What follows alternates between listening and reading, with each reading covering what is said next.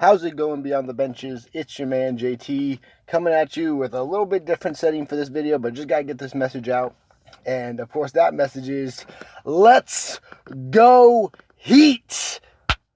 Woo! The Miami Heat have just picked up yesterday officially Jimmy Butler from the Philadelphia 76ers in a sign-and trade in order to make all the cap work. Ended up being a 14 deal, and I'll get into the deals, the specifics of the deal in a minute here. Of course, at first it looked like it was going to be a 3-team trade with Dallas, but then, of course, Mark Cuban wanted to get cute and back out. Mark Cuban trying to stick it to Miami, but yet again, Pat Riley embarrassing Mark Cuban. I mean, you could have just had Goran Dragic, the point guard that you needed. You're just going to give him to you. All you had to do was send a draft pick over to Philly. And you would have had a veteran starting point guard on a 1-year deal who played with Luka Doncic. But instead, you get nothing. Oh my goodness, hilarious. But getting back to Miami, though, they get that long-awaited next superstar that they've been trying to get their hands on for the past couple of years with the Gordon Haywards and striking out on Kevin Durant. And then, looked like maybe a year ago they were going to get Jimmy Butler in a trade before he was traded to Philly. And that didn't happen, and that kind of fell through, and there were a lot of rumors about the negotiations with the Timberwolves and Tom Thibodeau there. But finally, after all of the attempts, Jimmy Butler is in Miami.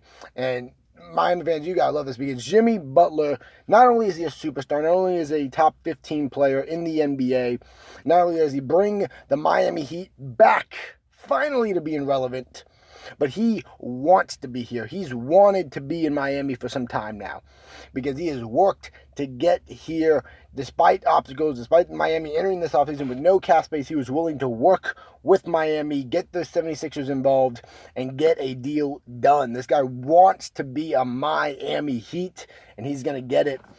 And I'm just so happy right now because the last 2 years for the Heat, they've been rough. They've been rough because it's pure, reminds me of the Dolphins for the longest time where it's just, even more so because, the Dolphins really, you always knew what was going to happen, but at least they'd make a few moves and tease you. At least the Dolphins would make a few moves and make you think maybe they're not going to go 8-8 again. Just maybe. And then, of course, they would. But with Miami, there was no teasing. You knew exactly what this team was, and just nobody cared about it. But now with Jimmy Butler, we got something to care about again. So it ends up being a 4-team trade. The Clippers get involved, the Trailblazers get involved, and of course the 76ers and the Miami Heat. Basically, let's break it down to this. Break it down to what we care about, right? The Miami Heat trade away Hassan Whiteside to the Trailblazers. They trade away a future first-round draft pick.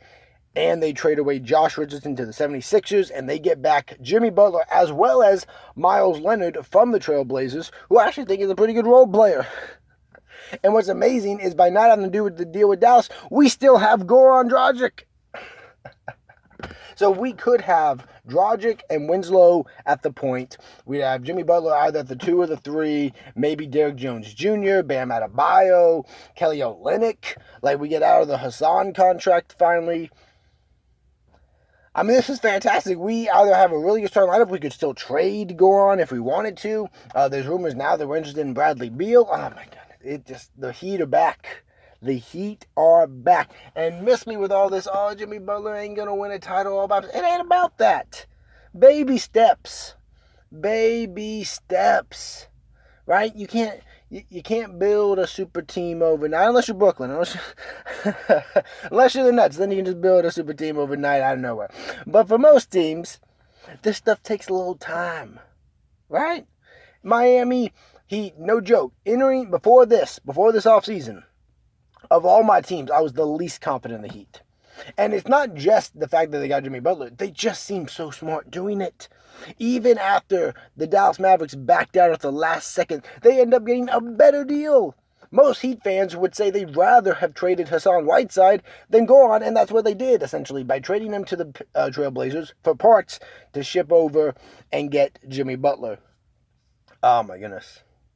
it's so nice. It's so nice to finally have something to get excited about. I can't wait to see Jimmy Butler's first game, to see his 4-year career here, hopefully more years, who he can get to join us.